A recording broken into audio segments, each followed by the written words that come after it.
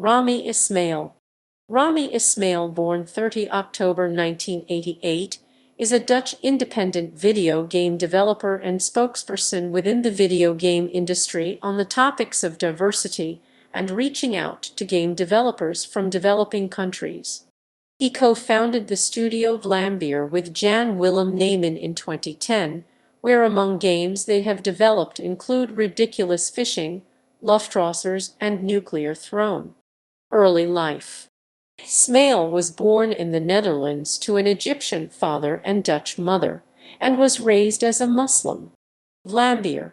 Ismail had attended the Utrecht School of the Arts, where he met Jan Willem Nijman.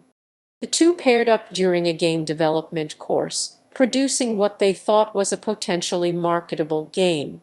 When the school demanded rights to the game, both dropped out of the school and co-founded Vlambeer in 2010 as to produce more games without this type of interference.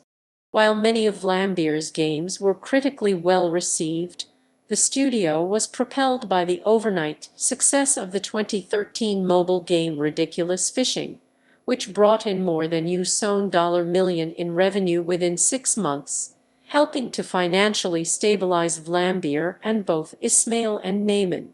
Through Vlambeer, Ismail led the development of Presskit and Distribute, free online tools for independent developers to prepare and distribution press kits and marketing materials, demo-ready copies of games, and other materials to press members. Views. As a Muslim and frequently in contact with members of the video game industry outside of Western and Asian nations, Ismail has spoken about better reaching programmers in developing countries. He has also been strongly critical of policies like the Trump travel ban, which not only has affected his travels into the United States, but which he states puts a great cost towards these programmers from developing countries to attend important industry functions. In 2018, Ismail issued more criticism at the travel ban, as several non-Western or Asian developers were prevented from obtaining travel visas to attend the Game Developers Conference in the United States. In January 2019, Ismail announced the establishment of Game Dev World, a new game developer conference aimed for independent game developers from these affected countries.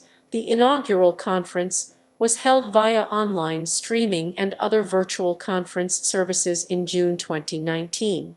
In the wake of the cancellation of the physical 2020 Game Developers Conference due to the COVID-19 pandemic, Game Dev World ran several charitable events to help developers who had lost non-refundable payments for attending the conference to help recoup costs. Accolades. Ismail was given the Ambassador Award from the 2018 Game Developers' Choice Awards for his activism towards encouraging diversity within video games and helping to support game developers from less developed countries. Variety named Ismail one of the most influential in video games in 2018 for his work in creating free tools for independent creators, games industry. Is named Ismail one of its People of the Year for 2018 for his continued support for engaging with developing countries.